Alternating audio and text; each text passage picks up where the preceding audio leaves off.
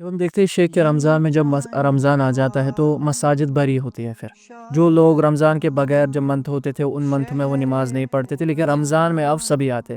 تو مساجد اور جو دینی مراکز ہوں گے ان کا کیا کردار رہے گا اس سلسلے میں کہ جو نوجوانوں کو یہ اپنی قریب لائے، دین کے قریب لائے؟ جی بہت سے اعمال ہیں جو ہم سب کو رمضان میں ادا کرنے چاہیے، ان کی پابندی کرنی چاہیے. تو چند اعمال کا اس پروگرام میں ذکر کروں گا.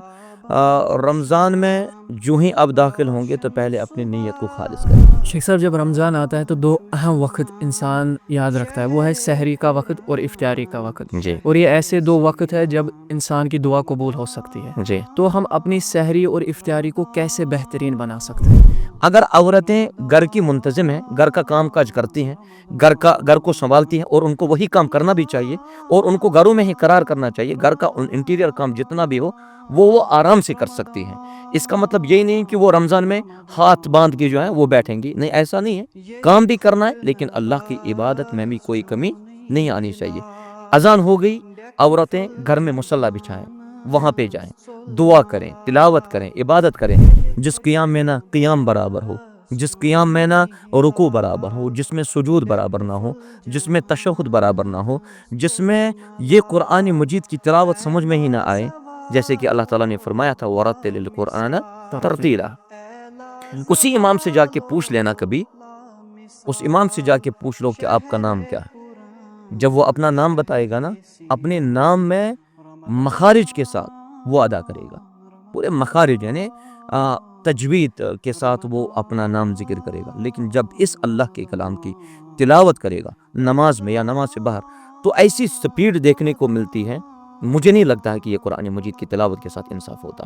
ٹھیک ہے کہ قرآن مجید کی تلاوت ختم ہونی چاہیے، اہتمام ہونا چاہیے، لیکن اس کے لیے ایک شیڈول بنائیے آپ.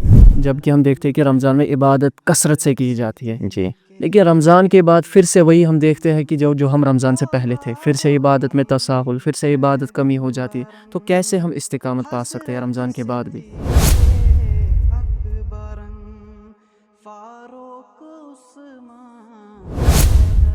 السلام علیکم ورحمۃ اللہ وبرکاتہ. ویلکم ٹو آور اندر ایپیسوڈ آف 18+. آج ہم ایک امپورٹنٹ ٹاپک پر بات کرنے جا رہے ہیں، کیونکہ اللہ تعالیٰ نے ہماری زندگی میں الحمدللہ پھر سے رمضان المبارک عطا کیا.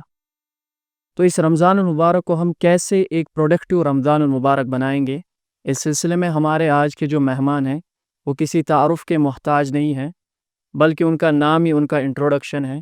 جی میں بات کر رہا ہوں عربک کالج فار گرلز کے پرنسپل شیخ ارشاد احمد تانترے المدنی حافظہ اللہ تعالیٰ کی.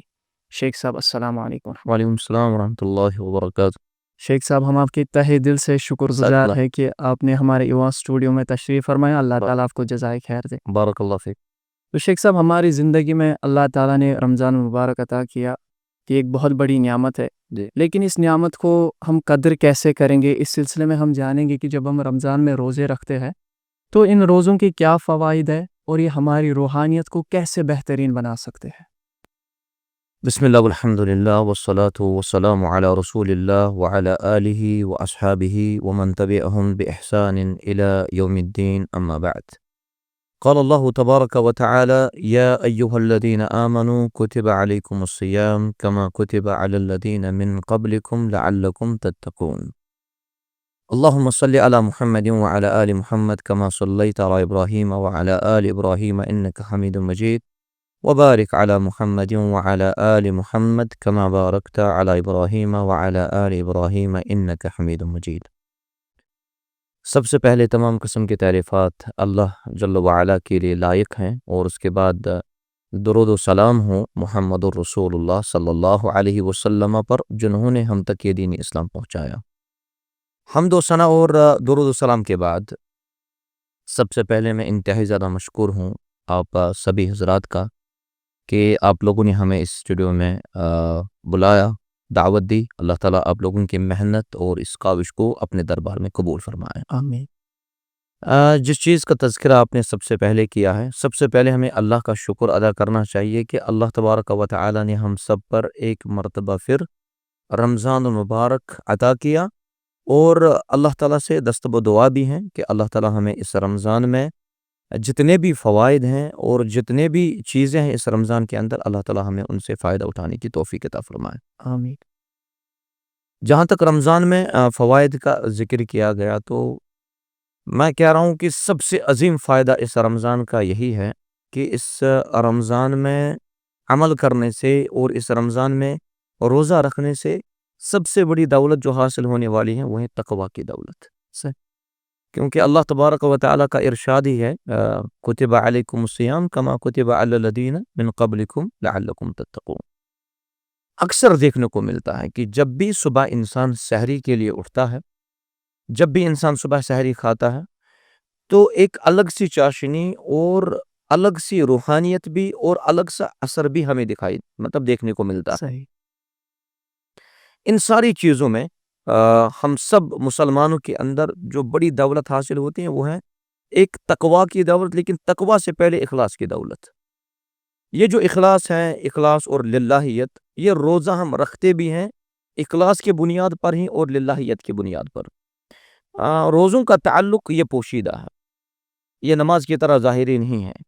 مثلا میں مسجد میں جاؤں گا، وہاں پہ نماز ادا کروں گا، ممکن ہے کہ دل میں خیال آ جائیں کہ میں یہاں پہ نماز فلاں شخص کو دکھانے کے لیے پڑھوں گا، لیکن روزوں کا تعلق جو ہے یہ پوشیدہ ہے۔ اسی لیے نبی رحمت علیہ الصلوۃ والسلام کا ارشاد ہے، فرمایا کہ رب فرماتے ہیں الصوم لی وانا اجزی بہ، روزہ میرے لیے ہے اور میں ہی اسی کا بدلہ دینے والا ہوں، اجر دینے والا ہوں۔ تو نماز کس کے لیے ہم پڑھتے ہیں؟ وہ بھی تو اللہ تعالیٰ کے لیے۔ اجر دینے والا کون ہے؟ اللہ تعالیٰ۔ زکوٰۃ دیتے ہیں تو اجر دینے والا کون ہے؟ اللہ تبارک و تعالیٰ۔ حج عمرہ وغیرہ کرتے ہیں، اللہ تبارک و تعالیٰ ہی اجر دینے والے ہیں۔ لیکن روزوں کے بارے میں اللہ تبارک و تعالیٰ کا یہ فرمان کہ روزہ میرے لیے، کیونکہ یہ پوشیدہ عمل ہے، اس میں کوئی ریا کا اندیشہ نہیں ہے۔ اور روزوں کے اندر جو فوائد ہے، ہم جسمانی بھی فوائد اس سے حاصل کر سکتے ہیں اور روحانی بھی فوائد اس سے ملتے ہیں۔ جہاں تک جسمانی فوائد کا تعلق ہے، روزوں سے ہاضمہ ٹھیک ہو جاتا ہے۔ اگر آپ میڈیکل سائنس سے جو وابستہ لوگ ہیں ان سے اگر آپ پوچھتے ہیں تو روزوں کے اندر اکثر ہمارے جتنے بھی ڈاکٹرز ہیں وہ کہتے ہیں کہ نہیں، سب کا ہاضمہ ٹھیک رہتا ہے۔ یہ قانونی الہی ہے، یہ اللہ تبارک و تعالیٰ کا ہم سب پر یہ انعام ہے کہ ہمیں اللہ تبارک و تعالیٰ بار بار رمضان المبارک عطا کرتا ہے۔ اور اسی طریقے سے ہم اس رمضان میں دیکھتے ہیں کہ فائدہ جسمانی یہ بھی ہے کہ وزن میں اعتدال ہوتا ہے۔ رمضان سے پہلے بہت سارے لوگوں نے پہلے مارننگ واک سٹارٹ کیا، اس کے بعد انہوں نے ایک ٹائم کا کھانا بند ہی کر لیا۔ اب بہت سارے لوگ کہتے ہیں کہ نہیں، رمضان میں اب وزن میں تھوڑا سا اعتدال کروں گا، وہ ایک ٹائم نہیں کھاتے۔ اس سے یہ بھی ہمیں فائدہ ملتا ہے کہ انسان کے جسمانی اعتبار سے وزن میں اعتدال قائم ہوتا ہے۔ اور روزوں کے جسمانی فائدوں میں یہ بھی ہیں کہ جو بھی زہریلے مادے انسان کے اندر ہوتے ہیں ان کا بھی اخراج ہو جاتا ہے، وہ بھی انسان کے اس جسم سے نکل جاتے ہیں، جس سے انسان کی صحت ٹھیک رہ جاتی ہے۔ اور قوت مدافعت کہتے ہیں، جب پچھلی مرتبہ کووڈ ہوا تھا تو کووڈ-19 میں اکثر لوگ کہتے تھے کہ جس کا اس کو کیا کہتے ہیں، امیون سسٹم جس کا وہ مضبوط ہو تو اس کو یہ کووڈ وغیرہ زیادہ اثر نہیں کر سکتا۔ یہ قوت مدافعت میں انسان کو تقویت بخشتا ہے۔ یہ رمضان کے روزوں کے فوائد ہے جسمانی اعتبار سے۔ آخر پہ آپ نے فرمایا تھا کہ اس رمضان میں روزوں کے روحانی تربیت میں کیسے ہو سکتی ہے؟ اصل وہی ہے۔ جسمانی اعتبار سے تو یہی ہے کہ ظاہری انسان ٹھیک رہے گا، ٹھیک ہے، نعمت ہے اللہ تبارک و تعالیٰ کی، لیکن روحانی فوائد میں سے سب سے عظیم فائدہ جو میں نے پہلے ذکر کیا وہ ہے تقوی اور اللہ تعالیٰ سے قربت۔ رمضان میں ایک الگ تاثیر ہوتی ہے، مساجد بھی بری ہوئی ہوتی ہیں، عبادات میں ایک الگ چاشنی ہوتی ہے، عبادات میں ایک الگ اثر ہوتا ہے۔ جب انسان مسجد میں داخل ہوتا ہے تو کچھ لوگوں کو انسان دعا کرتے ہوئے پاتا ہے، کچھ لوگوں کو انسان تلاوت کرتے ہوئے پاتا ہے، ایک الگ سی فضا جیسے قائم ہوئی ہوتی ہے۔ تو رمضان کے روحانی فوائد میں تقوی اور اللہ تعالیٰ کی قربت ہوتی ہے حاصل۔ اسی طریقے سے صبر اور برداشت، یہ بھی روحانی فائدہ ہے۔ جو شخص صبح اٹھ کے پہلے، جو کشمیر میں عادت ہی نمکین چائے وغیرہ پیتے ہیں، اس کے بعد 10 بجے لپٹن چائے پیتے ہیں، اس کے بعد 12 سے لے کر 2 بجے تک لنچ ہوتا ہے، لنچ کے بعد 4 بجے اور ایک چائے ہوتی ہے، اس کے بعد عشاء کے قریب اور کھانا ہوتا ہے۔ لیکن ان روزوں کی بدولت ایک تو انسان صابر بنتا ہے اور اس کے اندر برداشت پیدا ہوتی ہے۔ یہ ان روزوں کے فوائد میں سے یہاں پہ اہل علم نے ذکر کیا ہے۔ اسی طریقے سے نفس کی تربیت بھی ہو جاتی ہے، خواہشات سے انسان بالکل پاک رہتا ہے، صحیح، یہ روحانی تربیت ہے، کیونکہ رسول اللہ صلی اللہ علیہ وسلم نے بھی فرمایا کہ انسان جب روزہ رکھتا ہے تو زبان بھی روزہ دار ہونی چاہیے، انسان کے کان بھی روزہ دار ہونے چاہیے، اسی طریقے سے انسان کے ہاتھ بھی روزہ دار ہونے چاہیے، اسی طریقے سے انسان کے پیر بھی روزہ دار ہونے چاہیے۔ یہ ساری چیزیں انسان کو ٹھیک ہو جاتی ہیں، لیکن تب جب انسان ان روزوں میں خشوع اور خضوع کے ساتھ اللہ کی قربت کے لیے روزہ رکھتے ہیں۔ جی شیخ صاحب، اس میں ایک اور مسئلہ ہے کہ رمضان میں ہم کون سے اعمال ہمیں کرنے چاہیے؟ جی، بہت سے اعمال ہیں جو ہم سب کو رمضان میں ادا کرنے چاہیے، ان کی پابندی کرنی چاہیے، تو چند اعمال کا اس پروگرام میں ذکر کروں گا۔ رمضان میں جو ہی آپ داخل ہوں گے تو پہلے اپنی نیت کو خالص کریں، اپنی نیت کو خالص کرنا انتہائی ضروری ہے، کیونکہ رسول اللہ صلی اللہ علیہ وسلم نے، جیسے صحیح بخاری کتاب بدل وحی میں حدیث موجود ہے، فرمایا انما الاعمال بالنیات، ہاں، اعمال کا دار و مدار نیتوں پر ہے۔ صحیح، تو سب سے پہلے جب انسان روزہ رکھنے کی کوشش کرے یا روزہ رکھنے کا ارادہ کرے تو پہلے اپنے آپ کے اندر اس نیت کو خالص کریں۔ بھئی آپ روزہ رکھتے ہیں تو اللہ تبارک و تعالیٰ کے لیے رکھتے ہیں، کسی اور کو دکھانے کے لیے روزہ نہ رکھیں۔ اور اسی طریقے سے عبادات کی پابندی، ویسے ہمیں دیکھنے کو ملتا بھی ہے الحمدللہ، عبادات میں پابندی ہوتی ہیں، بالخصوص جو 5 وقت نمازیں ہیں ان میں پابندی ہمیں دکھائی دیتی بھی ہے، لیکن پھر بھی کچھ لوگوں کے اندر ہم تساہل دیکھتے ہیں، صحیح، چاہے وہ تاجر ہوں، چاہے وہ ملازمین ہوں۔ پھر ملازمین، تاجر علماء کو سوال پوچھتے ہیں کہ ہمیں ٹائم نہیں ملتا ہے دکان پہ، کیا ہم ایک ساتھ 2 وقت پڑھ سکتے ہیں، ایک ساتھ 3 وقت پڑھ سکتے ہیں؟ نہیں بھائی، اللہ تبارک و تعالی نے فرمایا ان الصلاۃ کانت علی المؤمنین کتابا موقوتا، 5 وقتہ نماز کی عبادت جو ہے اس کا اہتمام رمضان میں بھی اور غیر رمضان میں بھی ہونا چاہیے۔ اسی طریقے سے روزوں کی حفاظت کرنی چاہیے۔ انسان صبح سحری کھا کے لگتا ہے کہ یہ روزے سے ہے، لیکن بندے کو پتہ ہی نہیں ہوتا کہ میرے روزے کب اللہ تبارک و تعالی نے ضائع کر ہی دیے ہیں۔ کیوں؟ کیونکہ رسول اللہ صلی اللہ علیہ وسلم نے فرمایا من لم يدع قول الزور والعمل به فليس لله حاجة في ان يدع طعامه وشرابه، روزوں کی حالت میں جس نے جھوٹ بولنا نہ چھوڑا، فجر کے بعد ہی اس نے جھوٹ بولا، سحری کھانے کے بعد ہی جھوٹ بولا، تو کوئی فائدہ نہیں ہے۔ تو یہاں پہ سب سے بڑا کام جو ہمیں کرنا ہے، ہمیں روزوں کی حفاظت ضروری کرنی ہے۔ اسی طریقے سے رمضان میں کثرت سے آپ لوگ ایک قرآن مجید کی تلاوت کیجئے اور قرآن مجید پہ تدبر کیجئے۔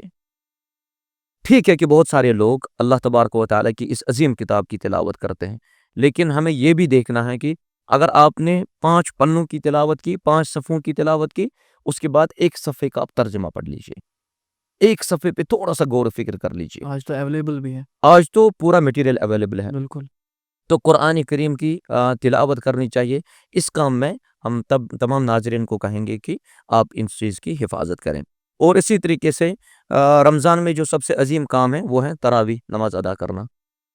تو تراویح کے بارے میں، اور یہ صحیح بھی ہے، تراویح نفل نماز ہے، لیکن نفل کا لفظ جب انسان کے ذہن میں چلا جاتا ہے، جیسے نفل نمازوں کی وہ قدر اور منزلت ہی کم ہو جاتی ہے۔ نہیں، اگر یہ نفل نماز بھی ہے تو علماء سے سوال پوچھے کہ ہم گھر میں پڑھ سکتے ہیں، یہ ایسے سوالات پوچھے جاتے ہیں۔ نفل نماز ہے، فرض نہیں ہے، گھر میں پڑھ سکتے ہیں؟ نہیں، اگر مسجد میں تراویح نماز کا قیام کیا جاتا ہے، اہتمام کیا جاتا ہے، تو بہتر اور افضل یہی ہے کہ آپ تراویح نماز کو خشوع اور خضوع کے ساتھ ادا کریں۔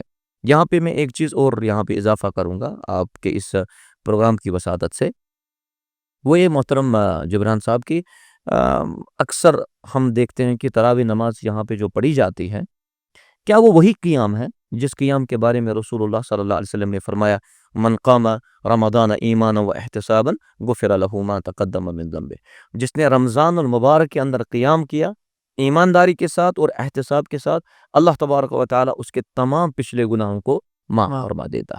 کیا یہ وہی قیام ہے جو ہم کرتے ہیں، جس قیام میں نہ خشوع نہ خضوع دکھائی دیتا، جس قیام میں نہ قیام برابر ہو، جس قیام میں نہ رکوع برابر ہو، جس میں سجود برابر نہ ہو، جس میں تشہد برابر نہ ہو، جس میں یہ قرآن مجید کی تلاوت سمجھ میں ہی نہ آئے، جیسے کہ اللہ تعالیٰ نے فرمایا تھا وَرَتِّلِ الْقُرْآنَ تَرْتِيلًا۔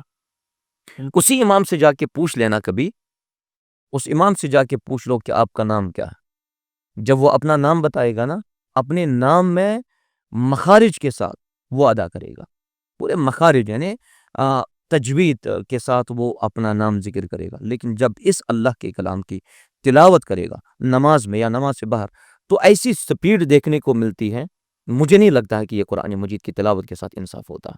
ٹھیک ہے کہ قرآن مجید کی تلاوت ختم ہونی چاہیے، اہتمام ہونا چاہیے، لیکن اس کے لیے ایک شیڈول بنائیے آپ۔ جیسے آپ لوگوں نے دیکھا ہوگا کہ حرمین میں اگر 5 اماموں کو تراویح نماز ادا کروانی ہے تو ان 5 اماموں کو پہلے ہی ایک ترتیب دی گئی ہے کہ فلاں امام کو یا اس آیت سے لے کر اس آیت تک پڑھنا ہوگا، فلاں امام کو اس آیت سے لے کر اس آیت تک پڑھنا ہوگا۔ اسی طریقے سے یہاں کے ائمہ حضرات، ائمہ مساجد جتنے بھی ہیں، ان کو چاہیے کہ وہ ایک ٹائم ٹیبل فریم کریں کہ ہم کیسے اس پورے قرآن مجید کو مکمل تراویح میں پڑھ سکتے ہیں۔ تو ایسا نہیں ہے کہ آپ ایک ہی نماز میں ایک ہی قیام میں آپ 4 پارے پڑھیں اور پیچھے جو مقتدی ہیں اس کو یاقلون اور تاقلون کے بغیر کچھ سمجھ میں نہ آئے، یعلمون اور تعلمون کے بغیر سمجھ میں نہ آئے، تو مجھے لگتا ہے کہ یہ انصاف نہیں ہے۔ تو ہمیں رمضان میں جو سب سے اچھی چیز جو ادا کرنی ہوگی وہ یہ ہے کہ ہم رمضان میں تراویح نماز بڑے خشوع و خضوع کے ساتھ ادا کریں۔ اسی طریقے سے لیلۃ القدر کی تلاش ہمیں اس رمضان میں کرنی چاہیے۔ ہمیں لیلۃ القدر کی تلاش اور قیام اللیل کا انتہائی زیادہ اہتمام کرنا چاہیے، اور بالخصوص صدقہ اور خیرات کرنا چاہیے، کیونکہ رسول اللہ صلی اللہ علیہ وسلم رمضان المبارک میں بہت صدقہ کیا کرتے تھے، بہت خیرات کیا کرتے تھے، کیونکہ اس کو کہا گیا ہے کہ ایسے خرچ کیا کرتے تھے جیسے حدیث میں لفظ ذکر گیا ہے من ریح المرسلہ۔ تو ہمیں اس طریقے سے خرچ کرنا ہوگا۔ اللہ تبارک و تعالی ہم سب کو توفیق دے کہ ہم رمضان المبارک میں صدقات اور خیرات کریں۔ اسی طریقے سے صلہ رحمی، رمضان المبارک میں یہ تو سب سے اچھا کام ہے کہ میں روزے سے ہوں لیکن مجھے اپنے بھائی کے ساتھ کوئی تعلق ہے ہی نہیں، مجھے اپنے بھائی کے بارے میں معلوم نہیں، مجھے اپنے چاچا کے بارے میں معلوم نہیں، مجھے اپنے والدین کے بارے میں معلوم نہیں۔ بہت سارے والدین جو اس وقت اس رمضان المبارک میں منتظر رہتے ہیں کہ ہمارے اولاد آئیں گے ہم سے ملاقات کرنے کے لیے۔ کئی والدین جو ہیں جنہوں نے 11 سال 12 سال اپنے بچوں سے ملاقات ہی نہیں کی، اور جب بچوں سے فون پہ بات ہوتی ہے بچے کہتے ہیں کہ ابھی کام میں مصروف ہیں، اس سال کام میں مصروف ہیں، اس سال کام میں مصروف ہیں۔ صلہ رحمی کی دعوت ہمیں رمضان دیتا ہے۔ ہمیں اس میں سب سے اچھا کام جو ہے، جو روٹھا ہوا ہو یہیں سے ہی جاؤ، اس کو چاہیے کہ آپ سلام کریں، اور سلام کرنے والا بہت خیر خواہی کا کام کرتا ہے۔ اسی طریقے سے زیادہ دعاؤں کا اہتمام کرنا چاہیے۔ رمضان المبارک کے ان عظیم لمحاتوں کو انسان کو غنیمت سمجھنا چاہیے کہ مجھے اللہ تبارک و تعالیٰ نے رمضان دیا، دعا میں مشغول رہیں، ذکر میں مشغول رہیں، تلاوت میں مشغول رہیں۔ دکاندار آرام سے دکان پہ بیٹھ سکتا ہے، ملازم آرام سے اپنے دفتر کی چیئر پہ بیٹھ سکتا ہے، مزدور جو ہے وہ مزدوری کر سکتا ہے، لیکن آپ دعا کا اہتمام آپ ایسے ہی کر سکتے ہیں۔ ضروری نہیں ہے کہ دعا کرنے کے لیے آپ پہلے ہاتھ اٹھائیں۔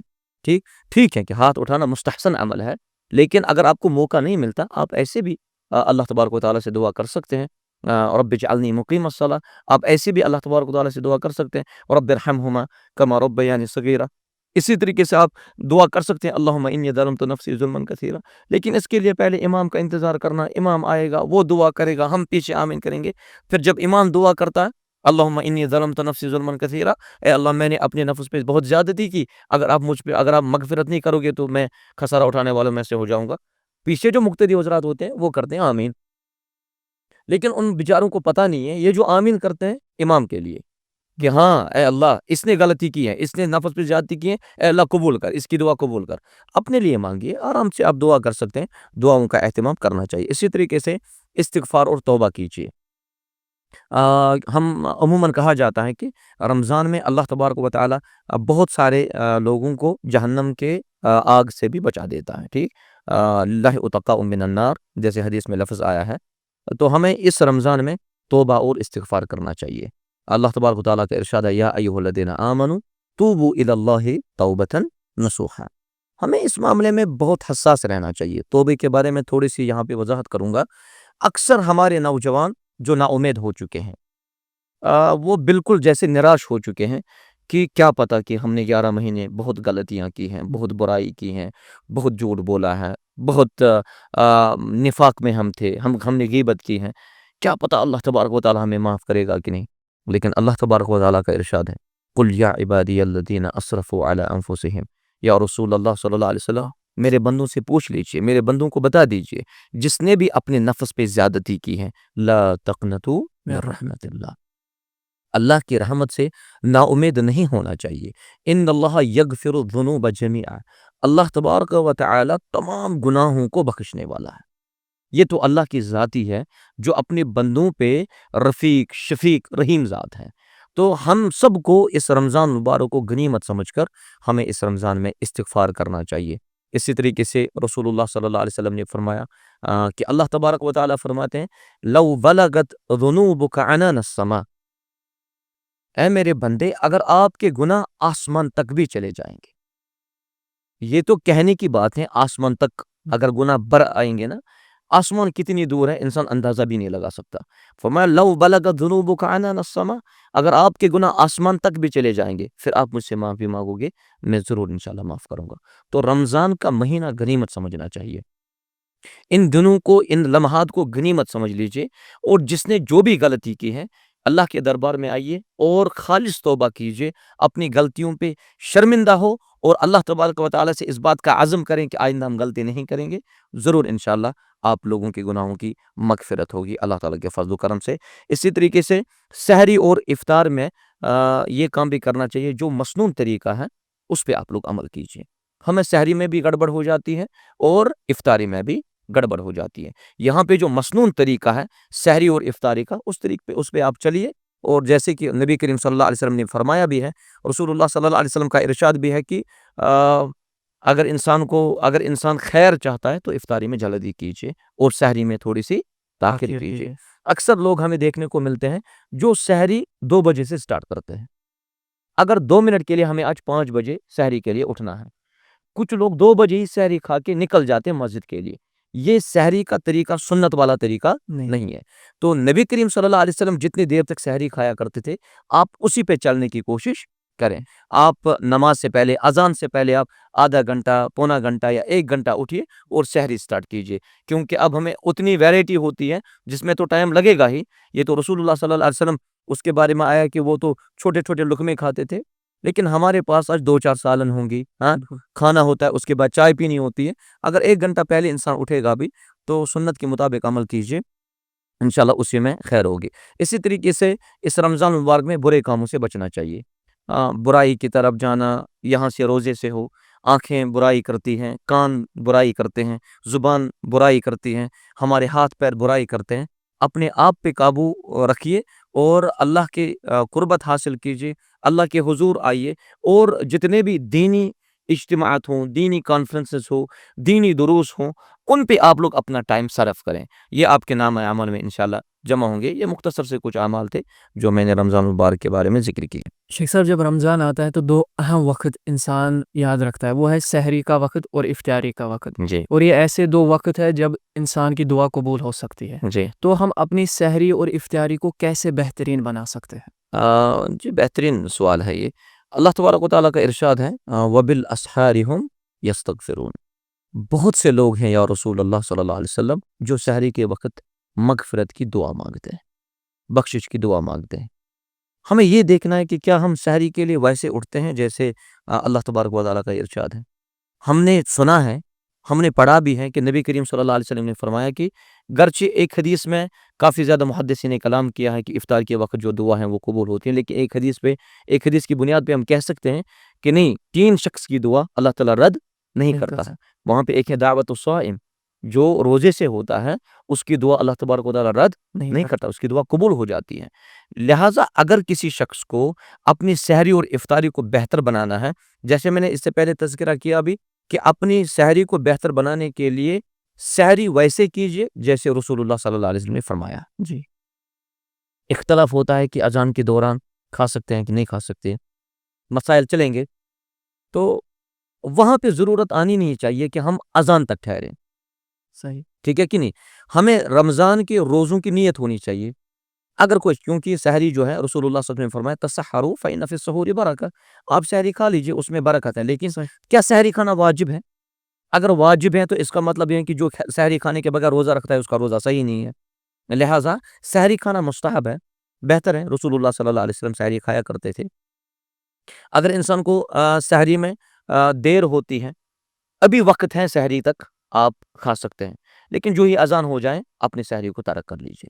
آپ نے نیت کی ہے، آپ ویسے ہی آپ روزہ رکھ سکتے ہیں۔ اسی طریقے سے جب افطاری کا وقت آ جائے، رسول اللہ صلی اللہ علیہ وسلم نے فرمایا کہ میری امت تب تک خیر میں رہے گی جب تک وہ افطاری میں جلدی جلدی کرے۔ کری۔ رسول اللہ صلی اللہ علیہ وسلم کے زمانے میں تو جو آج کل کے کلاک ڈیجیٹل کلاکس ہوتے ہیں ہماری مسجدوں میں کلاکس ہوتے ہیں، تو مسجد میں 3 کلاک ہیں، تینوں کلاکوں میں 3 ٹائم ہوتے ہیں۔ کس کلاک پہ افطار کریں گے آپ؟ رسول اللہ صلی اللہ علیہ وسلم نے کس چیز پہ افطار کیا تھا؟ اس دن تو کلاک ہی نہیں تھے۔ رسول اللہ صلی اللہ علیہ وسلم نے فرمایا کہ جب آفتاب مشرق سے طلوع ہو جائے اور آفتاب مغرب سے غروب ہو جائے، سمجھ لینا کہ افطاری کا وقت ہو گیا ہے۔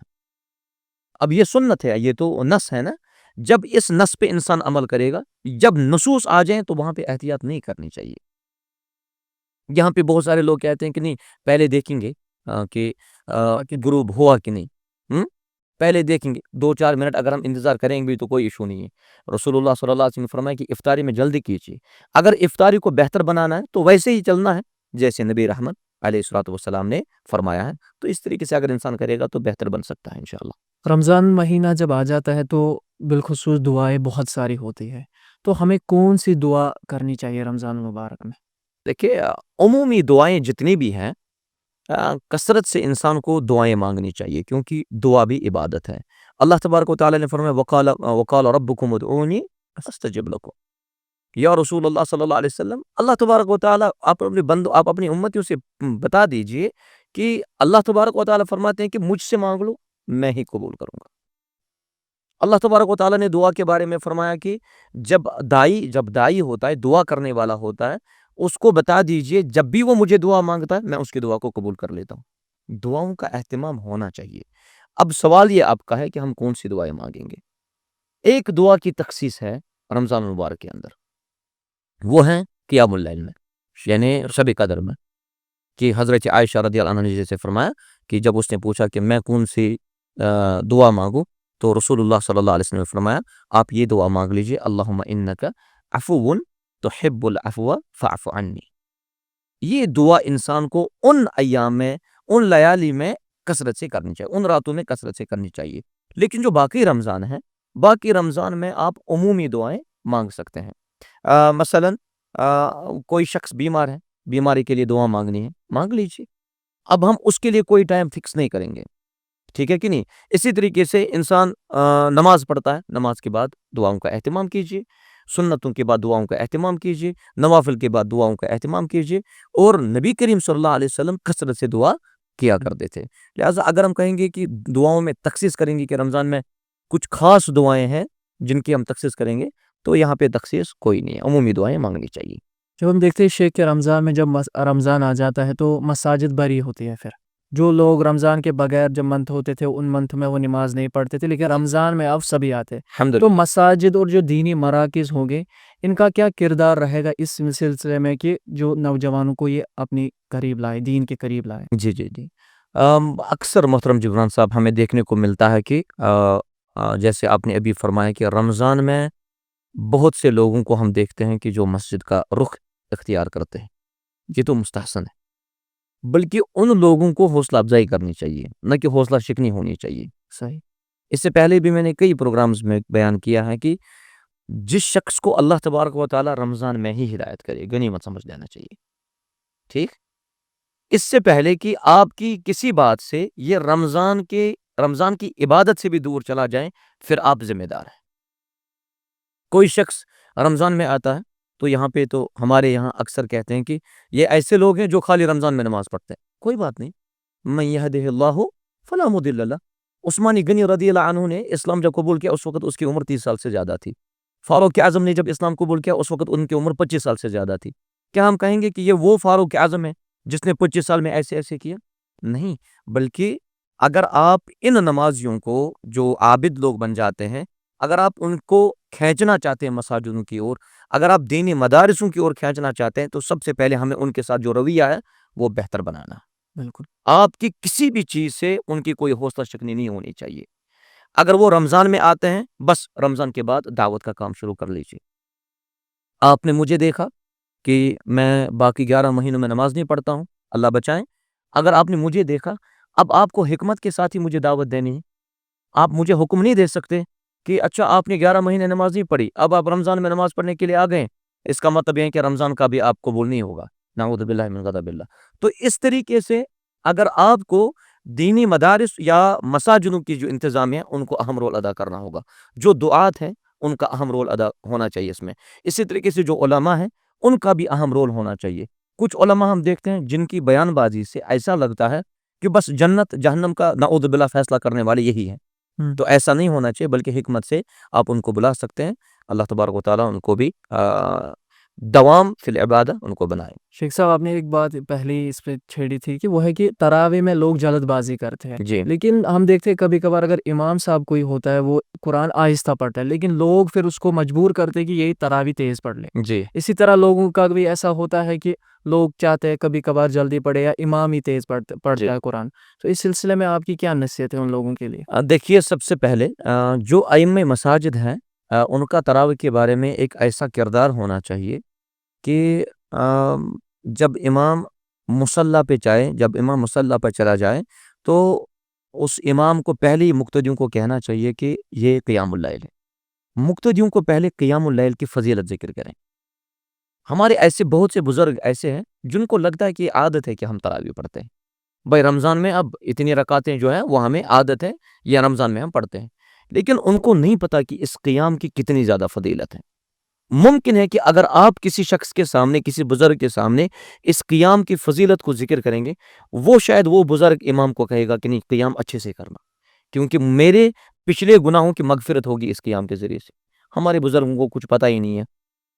اکثر لوگ کہتے ہیں کہ امام صاحب کو آپ کی بات درست بھی ہے، امام چاہتا ہے کہ میں قرآن مکمل کروں آہستہ سے، بڑے خشوع اور خضوع کے ساتھ، لیکن جو مساجد کے ذمہ داران ہوتے ہیں، اب لوگ نہیں کہیں گے، بلکہ بعض اوقات مسجد کی انتظامیہ ہی امام صاحب کو کہتی ہے کہ بھائی تراویح میں آدھا گھنٹہ لگنا چاہیے، آدھے گھنٹے سے زیادہ اگر آپ نے تراویح میں دے دیا تو کل سے یہاں نماز پڑھانے کے لیے نہیں آنا۔ تو ہم کیوں کہتے ہیں کہ ہر کوئی امام وہ خود مطلب اس کو وہ فائنانشلی مضبوط ہونا چاہیے۔ صحیح۔ یہ ہمارے ائمہ جتنے بھی ہیں یہ معتمد ہیں ان مساجد کی انتظامیہ پہ۔ پھر جب کوئی مسجد کا کوئی بڑا ان امام صاحب کو روب کرتا ہے، ان کو کوئی یہ کہتا ہے، اور کچھ انتظامیہ اماموں کو کہتے ہیں کہ آج اس موضوع پہ خطبہ دینا، آج اس موضوع پہ خطبہ دینا، مجھے نہیں لگتا ہے کہ ان ائمہ کو ایسے خطبہ دینا چاہیے یا ایسے نماز ادا کروانی چاہیے۔ جب امام مقتدیوں کو پہلے اس قیام اللیل کی فضیلت ذکر کرے گا تو میرے خیال سے انشاءاللہ بہت بہتر رہے گا۔ اور نمبر 2 کہ ہماری تراویح نماز جو ہے اکثر ایک کنفیوژن ہے کہ تراویح نماز میں قرآن کو ختم کرنا ہے، تراویح نماز میں قرآن کو ختم کرنا ہے۔ تو میں نے اس سے پہلے بھی ذکر کیا کہ جو قرآن سمجھ میں ہی نہ آئے، جس قرآن کو سننے میں کوئی چاشنی ہی نہ ملے، تو اس قرآن کے پڑھنے کا کیا فائدہ ہے؟ ہمیں ریڈیو بھی قرآن سناتا ہے، ریڈیو تو سمجھتا ہی نہیں ہے نا۔ آپ ریڈیو کا سوئچ آن کریں تو قرآن پڑھنا سٹارٹ کرے گا، ریڈیو کا سوئچ بند کر دیں قرآن بند کرے گا۔ جب آپ ریڈیو کا سوئچ آن کرتے ہیں نا، ریڈیو سمجھتا نہیں ہے کہ میں کیا پڑھتا ہوں۔ آج تو موبائل فون بھی ہے لوگوں آج تو موبائل فونز بھی ہے لوگوں کے پاس۔ جب امام اس طریقے سے تراویح پڑھائے جس طریقے سے وہ قیام حاصل نہ ہو جس قیام کے بارے میں نبی رحمت صلی اللہ علیہ وسلم نے فرمایا، تو مجھے نہیں لگتا ہے کہ وہ تراویح جو ہے آگے چل سکتی ہیں۔ میری یہی نصیحت رہے گی، بلکہ میرا پیغام رہے گا تمام ذمہ داران مساجد سے بھی اور ائمہ حضرات سے بھی کہ تراویح نماز کا اہتمام اگر کرنا ہے تو بڑے خشوع خضوع کے ساتھ کیجیے۔ بعض اوقات میں مقتدیوں کو رکوع میں ٹائم نہیں ملتا ہے کہ ایک مرتبہ واجب ہے نا سبحان ربی العظیم پڑھنا، صحیح۔ یہ تو ایک مرتبہ واجب ہے، وہ موقع نہیں ملتا ہے۔ ابھی مقتدی رکوع میں ہی ہوتا ہے تو دیکھنے کو ملتا ہے کہ امام سجدے میں چلا گیا، یہ تو وہاں امام کی غلطی ہے، کل اس سے پوچھا جائے گا۔ وہ قائد ہے، وہ لیڈر ہے، وہ امام ہے، وہ امیر ہے، اس سے پوچھا جائے گا۔ ہاں، انتظامیہ مساجد مجبور کرتی ہیں، اگر امام اچھا ہوگا، مخلص ہوگا، امام اس انتظامیہ مساجد سے کہہ سکتا ہے میں اس طریقے سے نماز نہیں پڑھا سکتا ہوں، میں قرآن کے ساتھ مذاق نہیں کر سکتا، میں قرآن کے ساتھ کوئی استحصال نہیں کر سکتا۔ اس طریقے سے انشاءاللہ یعنی نماز دین کے ساتھ وہ کمپرومائز کبھی نہیں کرنا چاہیے۔ اسی سلسلے میں شیخ صاحب کے رمضان کے جو آخری 10 دن ہوتے ہیں یہ اتنے اہم کیوں ہوتے ہیں؟ کیونکہ اکثر ہم دیکھتے ہیں کہ آخری 10 دن میں بہت زیادہ پھر سٹریس دیا جاتا ہے اعمال پر، تو ایسا کیوں ہوتا ہے؟ دیکھیے، اللہ تبارک و تعالیٰ کا فرمان ہے اِنَّا أَنزَلْنَاهُ فِي لَيْلَةِ الْقَدْرِ۔ اللہ تبارک و تعالیٰ کا فرمان ہے شہر رمضان الذی انزل فیہ القرآن۔ یہ 2 آیتیں ہیں۔ رمضان المبارک کے اندر قرآن کریم نازل ہوا، اس پہ بھی سب کا اتفاق ہے۔ پھر اس پہ بھی اتفاق ہے کہ یہ قرآن مجید لیلۃ القدر میں نازل ہوا۔ لیلۃ القدر کب ہوگی؟ پہلے عشرے میں، بیچ والے عشرے میں کہ آخری عشرے میں؟ یہاں پہ اب ہمیں نظر دینی ہے کہ رسول اللہ صلی اللہ علیہ وسلم نے اس بارے میں کیا تربیت کی۔ نبی کریم صلی اللہ علیہ وسلم نے فرمایا اگر کسی کو بھی لیلۃ القدر تلاش کرنی ہو تو رمضان کے آخری 10 دنوں میں تلاش کریں۔ کیوں اہتمام ہوتا ہے زیادہ؟ نبی کریم صلی اللہ علیہ وسلم نے فرمایا کہ رمضان کے آخری 10 دنوں میں اعتکاف بھی کیا کرتے تھے، کیونکہ یہ آخری 10 دن انتہائی فضیلت والے 10 دن ہیں۔ ہاں، جب انسان ان آخری 10 دنوں میں یہ سوچتا ہے کہ رمضان المبارک انہی راتوں میں نازل ہوا، کیوں نہ میں ان راتوں میں قیام کروں، کیوں نہ میں ان راتوں کا اہتمام کروں۔ جب ہمیں یہ بھی معلوم ہے کہ رسول اللہ صلی اللہ علیہ وسلم رمضان کے آخری 10 دنوں میں مسجد کو لازم پکڑتے تھے، وہ مسجد میں جایا کرتے تھے، وہ اعتکاف کیا کرتے تھے، لہٰذا ہمیں ان نصوص سے پتہ چلتا ہے کہ آخری 10 دنوں کی انتہائی زیادہ فضیلت ہے۔ اعتکاف بھی انہی 10 دنوں میں ہوتا ہے، قرآن کریم بھی انہی 10 دنوں میں نازل ہوا، اور انہی میں لیلۃ القدر بھی ہے، جس لیلۃ القدر کے بارے میں فرمایا لیلۃ القدر خیر من الف شہر۔ اسی سلسلے میں شیخ جب ہم دیکھتے ہیں شب قدر، جی شب قدر اکثر رکھتے ہیں کہ 27 کو سارے لوگ شب قدر کرتے ہیں، جی جی لیکن وہ کیوں ایسا کرتے ہیں کہ طاق راتوں کو کیوں وہ نظر انداز کرتے ہیں؟ ایون احادیث بھی آپ نے کہی کہ یہ ہمیں طاق راتوں میں ہمیں ڈھونڈنے، ایون 10 راتوں میں لاسٹ میں، جی جی تو لیکن ہم دیکھتے ہیں اکثر لوگ 27 شب کو ہی کرتے ہیں بس۔ دیکھیے اللہ تبارک و تعالیٰ کا فرمان ہے وما آتاکم الرسول فخذوا وما نہاکم عنہ فانتہوا۔ رسول اللہ صلی اللہ علیہ وسلم جو بھی دے اسے لے لو، اور رسول اللہ صلی اللہ علیہ وسلم جس چیز سے انسان کو روکے اسے رکنا چاہیے۔ جب نبی کریم صلی اللہ علیہ وسلم کی نص موجود ہے کہ آخری 10 دنوں میں لیلۃ القدر کو تلاش کیجیے، پھر فرمایا طاق راتوں میں تلاش کیجیے، اب ہم یہاں پہ تخصیص کیوں کرتے ہیں؟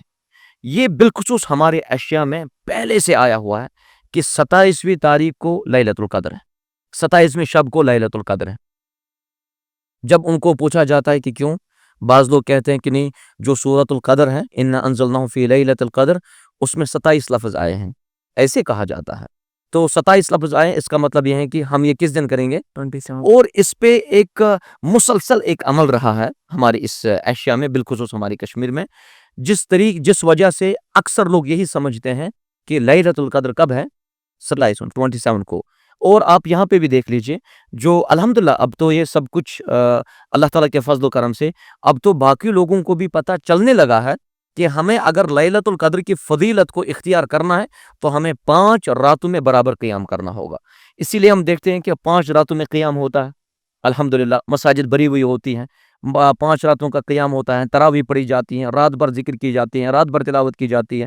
تو اب جو لوگ کہتے تھے کہ 27ویں، وہ بھی انہوں نے بھی الحمدللہ اب یہ سٹارٹ کیا ہوا ہے، لیکن ابھی بھی بہت سارے لوگوں کے دل و دماغ کے اندر یہی ہے کہ 27ویں شب، جس کو یہاں کہتے ہیں کہ یہ انٹرنیشنل شب ہے، گرچہ ایسے لفظ ایسے الفاظ ان راتوں کے لیے اختیار نہیں کرنے چاہیے۔ انٹرنیشنل سے جیسے انسان کہتا ہے کہ یہ کوئی مذاق جیسے ہیں، ایسا نہیں بنانا چاہیے، بلکہ یہ عظیم رات ہے، اس عظیم رات کے فائدوں سے انسان کو محروم نہیں ہونا چاہیے۔ رسول اللہ صلی اللہ علیہ وسلم نے فرمایا جو لیلۃ القدر کی رات کی خیر سے محروم ہوا تو وہ پورے خیر سے محروم ہوا، پھر اس نے کچھ بھی حاصل نہیں کیا۔ اب جو 27 کو یہ خالی نکلتے ہیں، کیا پتہ اگر وہ لیلۃ القدر 25ویں تاریخ کو تھی، 25 کو تھی، تو پھر کہاں جائے گا یہ بندہ؟ اگر 23 کو آئی پھر کہاں جائے گا یہ بندہ؟ لہٰذا میری گزارش رہے گی کہ یہ جو 5 راتیں ہیں ان کا قیام ادا کرنا چاہیے، اسی میں انشاءاللہ امت کے لیے خیر۔ شیخ صاحب، رمضان میں خواتین پر زیادہ دباؤ آتا ہے، ہم دیکھتے ہیں کہ مرد حضرات کو اکثر موقع ملتا ہے زیادہ عمل کرنے کا، اور ہماری جو خواتین حضرات ہوتے ہیں، مائیں بہنیں، وہ اکثر کھانا پکانا، ہماری افطاری تیاری کرنے میں ہوتی ہے، سحری تیاری کرنے میں، تو ہمیں ان کے ساتھ کیسا سلوک کرنا چاہیے اس سلسلے میں؟ دیکھیے اس بارے میں اتنا ہی کہنا چاہوں گا کہ قرآن میں آیا ہے الرجال قوامون علی النساء، لیکن ہم نے اس آیت کو سمجھنے میں بہت زیادہ غلطی کی ہے۔ یہ جو مرد حضرات ہوتے ہیں یہ قوام ہوتے ہیں، منتظم ہوتے ہیں، گھر کے انتظام انصرام جو بھی گھر کا ہوتا ہے انہی کو کرنا ہوتا ہے، لیکن جب گھر کے افراد، جب گھر کے مرد لوگ صحیح ہوں تو عورتیں کبھی ان پہ کوئی دباؤ نہیں ہو سکتا۔ یہاں پہ ہم دونوں میں مساوات پیدا کرنے کی کوشش کریں گے۔ اگر کسی جگہ پہ کسی گھر میں عورتوں پہ زیادہ دباؤ ہوتا ہے، اس کا مطلب یہ ہے کہ اس گھر کے مرد حضرات بھی پھر صحیح نہیں ہے۔ اگر وہ صحیح ہوتے تو عورتوں پہ کبھی دباؤ نہیں ہوتا۔ جب مرد حضرات، لیکن عموماً جب مرد حضرات عبادت کے لیے نکل جاتے ہیں کیا یہ مرد حضرات اپنے گھر کی عورتوں کو کہتے ہیں کہ نہیں اذان ہو گئی، ابھی نماز کا ٹائم ہے، کام وغیرہ چھوڑ دو، ابھی آپ لوگ عبادت کیجیے؟ کبھی کوئی مرد کہتا ہے؟ اور عورتوں کا بھی یہ ماحول پہلے سے یہ رہا ہے، آپ یہاں پہ رہتے ہیں، آپ کے قریب میں کوئی مسجد ہے، جو ہی اذان ہوتی ہے گھر کی عورتیں کہتی ہیں اٹھیے آپ لوگوں کے لیے اذان دی گئی۔ ان کو لگتا ہے کہ شاید ہمارے لیے کوئی اذان وذان نہیں ہے۔ ان کو بھی خود بھی سمجھنا چاہیے، اگر عورتیں گھر کی منتظم ہیں، گھر کا کام کاج کرتی ہیں، گھر کو سنبھالتی ہیں، اور ان کو وہی کام کرنا بھی چاہیے، اور ان کو گھروں میں ہی قرار کرنا چاہیے، گھر کا انٹیریئر کام جتنا بھی ہو وہ آرام سے کر سکتی ہیں۔ اس کا مطلب یہ نہیں کہ وہ رمضان میں ہاتھ باندھ کے جو ہے وہ بیٹھیں گی، نہیں، ایسا نہیں ہے، کام بھی کرنا ہے، لیکن اللہ کی عبادت میں بھی کوئی کمی نہیں آنی چاہیے۔ اذان ہو گئی، عورتیں گھر میں مصلی بچھائیں، وہاں پہ جائیں، دعا کریں، تلاوت کریں، عبادت کریں۔ عورتیں بھی گھر کے اندر ایک ٹائم ٹیبل فریم دے، ایک شیڈول بنائیں کہ ہمیں کب تلاوت کرنی ہوگی، ہمیں کب جو ہے دعا کرنا ہوگا، ہمیں کب عبادت کرنی ہوگی، ہمیں کب نماز پڑھنی ہوگی، ایک شیڈول قائم کریں۔ لیکن نماز کے بارے میں قرآن کریم کا ارشاد ہے، ان الصلاۃ کانت علی المؤمنین کتابا موقوتا، یہ مردوں کے لیے بھی ہیں اور عورتوں کے لیے بھی ہیں۔ اذان ہو گئی، یہ مرد کو بھی ہیں اور عورت کو بھی ہیں، لہٰذا گھر کے جتنے بھی مرد حضرات ہیں ان سے میں یہی کہنا چاہوں گا کہ ان عورتوں پہ زیادہ دباؤ نہ کریں کہ نہیں بھائی مجھے یہ ہونا چاہیے، ہاں آپ کو 1 سالن پکانی ہے، آج 10 پکانا، 10 پکانے سے اس کی عبادت بھی ضائع ہو جاتی ہے، یہ بھی روزے سے ہوتی ہے، یہ بھی روزے دار ہوتی ہے۔ لہٰذا مساوات قائم کیجئے۔ رسول اللہ صلی اللہ علیہ وسلم نے فرمایا آپ میں سے بہتر وہ ہیں جو اپنی اہل و عیال کے لیے بہتر ہوں، جو اپنی اہلیہ کے لیے بہتر ہوں، اور میں آپ میں سب سے زیادہ اپنی اہلیہ کے ساتھ بہتر ہوں۔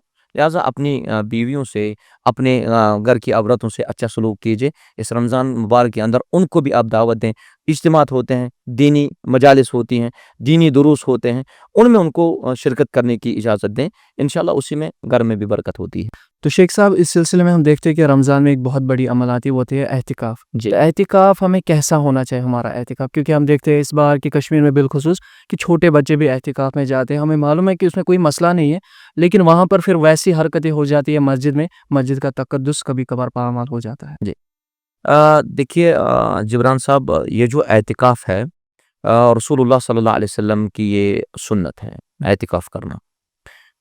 اعتکاف ایک عظیم اور مستحسن عمل ہے، لیکن اعتکاف ویسے ہونا چاہیے جیسے رسول اللہ صلی اللہ علیہ وسلم نے کیا ہے۔ بالکل اعتکاف کہتے کس کو ہیں ہمیں پہلے یہ سمجھنا ہے۔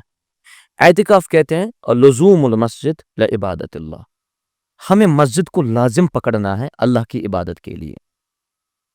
اب جب ہم مسجد میں بیٹھے، ہم نے اعتکاف کے لیے ایک مخصوص جگہ طے کی، کیا ہم وہاں پہ پھر اللہ کی ہی عبادت کرتے ہیں یا کسی اور دنیائی کام میں ہم مشغول رہتے ہیں؟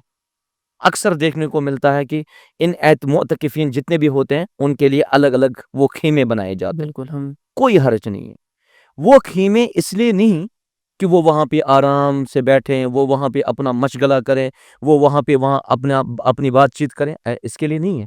خیمہ اس لیے رکھا جاتا ہے تاکہ اللہ کے ساتھ مکمل جڑ جائیں، یہ ڈسٹرب نہ ہو عبادت سے۔ کوئی ڈسٹرب نہ ہو ان کو عبادت میں، یہ تلاوت میں لگ جائیں، یہ ذکر و اذکار میں لگ جائیں، یہ دعا میں لگ جائیں، یہ معتکفین کا کام ہے۔ لیکن اکثر دیکھنے کو ملتا ہے کہ اعتکاف کرنے والا پہلے اپنے ساتھ آج کل کے یہ جو فونز ہیں، اینڈرائڈ فونز ساتھ لے جاتے ہیں۔ علماء سے سوال پوچھیں کیا اعتکاف میں فون لینا جائز ہے؟ یہ ہم سے پوچھا جاتا ہے۔ بھائی جو چیز انسان کو عبادات سے روکتی ہے، جو چیز انسان کو عبادات سے غافل کرتی ہے، اس چیز کا کام وہاں پہ نہیں ہونا چاہیے۔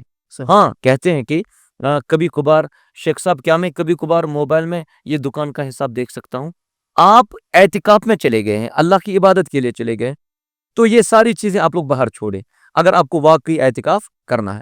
اسی طریقے سے بعض سوال کرتے ہیں شیخ صاحب ہمیں جو ہے نیٹ کی پریپریشن کرنی ہے لیکن میں اعتکاف کرنا چاہتا ہوں، کیا میں اعتکاف میں نیٹ کی پریپریشن کر سکتا ہوں؟ میں نے کہا کہ اعتکاف کہتے ہیں اللہ کی عبادت کے لیے مسجد کو لازم پکڑنا۔ جب آپ کو نیٹ کی پریپریشن کرنی ہے یہ تو سنت مؤکدہ ہے، آپ جائیے، آپ گھر میں نیٹ کی پریپریشن کیجئے۔ اگر آپ کے علاقے میں کچھ لوگ اعتکاف میں بیٹھے ہیں انشاءاللہ کافی ہے، اگر دوسرے سال میں آپ کو موقع ملے گا اس وقت اعتکاف کیجئے۔ لیکن ایسا مشغلہ بنایا ہے اعتکاف کی جگہ کو، अक्सर लोग, अक्सर बच्चे भी और कभी कभार कुछ हमारे अजीज़ और शफीक जाते हैं एतिकाफ करने के लिए, लेकिन फिर वो अपने यारों को, दोस्तों को बुलाते हैं, फिर वो 1 बजे तक उनके साथ बिल्कुल बातों में मशगूल रहते हैं। तो मेरे ख्याल से इससे एतिकाफ पे बहुत ज़्यादा बुरा असर पड़ता है। तो मुअत्तकिफ़ीन जितने भी हैं उनसे मैं गुजारिश करूँगा कि अपने एतिकाफ को सही बनाइए, अपने एतिकाफ को अल्लाह की खातिर बनाइए, अपने एतिकाफ में इबादतें कीजिए, दुआ कीजिए, ज़िक्र व अज़कार कीजिए, अल्लाह के कलाम की तिलावत कीजिए और गिड़गिड़ा कर खुशू खुजू के साथ दुआएं मांगे, ताकि आप लोगों के गुनाहों की अल्लाह ताला मगफिरत फरमाए और हम सब गुनाहों की भी मगफिरत फरमाए। अल्लाह ताला आप लोगों को ज़ाय खैर दे।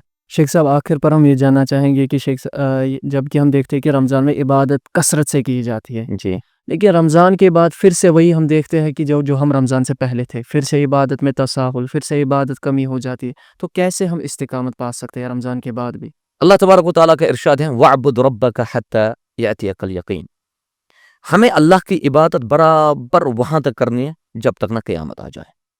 जब तक हम इस दुनिया में हैं हमें इबादत पे दवाम हासिल करना है, हमेशगी इख्तियार करनी है। जो रमज़ान में नमाज पढ़ने के लिए आते हैं उनके लिए सबसे अजीम और यानी फुर्सत है उनके लिए।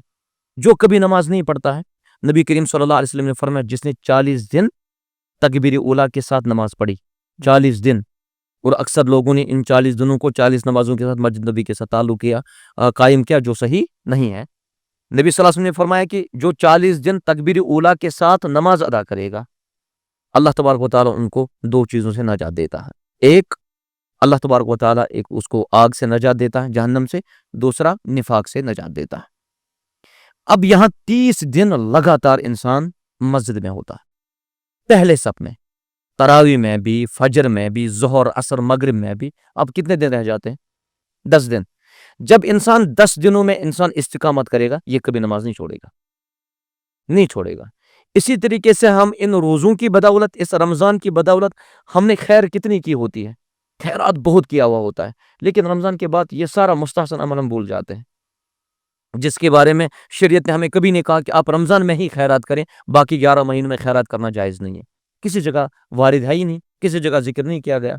रमज़ान के रोज़ों की बदौलत ही हमने सीखा कि हम कैसे सब्र कर सकते हैं, हम कैसे अपने आप को साबिर बना सकते हैं। रमज़ान मुबारक के अंदर से ही हमने सीखा कि हम कैसे इबादत पे कायम रह सकते हैं, हम कैसे मुवासात कायम कर सकते हैं, हम कैसे सिला रहमी कर सकते हैं। रमज़ान मुबारक से पहले मैं कभी रिश्तेदार के पास गया नहीं था, लेकिन रमज़ान में इतनी तहसीर थी, मैंने कहा अब दिल की कुदूरत, दिल की नफरत हमें छोड़नी चाहिए। मैं अपने रिश्तेदार के पास गया। ये इसके बाद भी हमें कंटिन्यू रखना है। तो जब इन चीज़ों पे अमल होगा, ज़रूर इंशाल्लाह ये हमेशा के लिए इन इबादतों पे कायम व दायम रहेगा। अल्लाह तबारक व तआला इनको इस पे हमेशगी इख्तियार करने की तौफीक अता फरमाए। शेख साहब, वक्त भी हो गए, तो आपका वक्त भी बहुत ज़्यादा कीमती है। बारकल्लाहु फीकुम। तो बहुत टाइम से हम आपको कह रहे थे कि आप हमारे ऑस्ट्रेलिया में तशरीफ़ फरमा, लेकिन आपका वक्त बहुत, हमें मालूम है कि जब से आप प्रिंसिपल बन गए कुलिया के, तो जी, जी। ज़्यादा जिम्मेदारी आ गई। बहुत ज़्यादा अल्लाह जिम्मेदारी। ताला आपको अल्लाह ताला खैर आप दे। लोगों को भी अल्लाह ताला ज़ाय खैर दे। तो इंशाल्लाह हम ये पॉडकास्ट से यही पर इख्तिताम करते हैं। बारकल्लाहु फीक। अस्सलाम वालेकुम।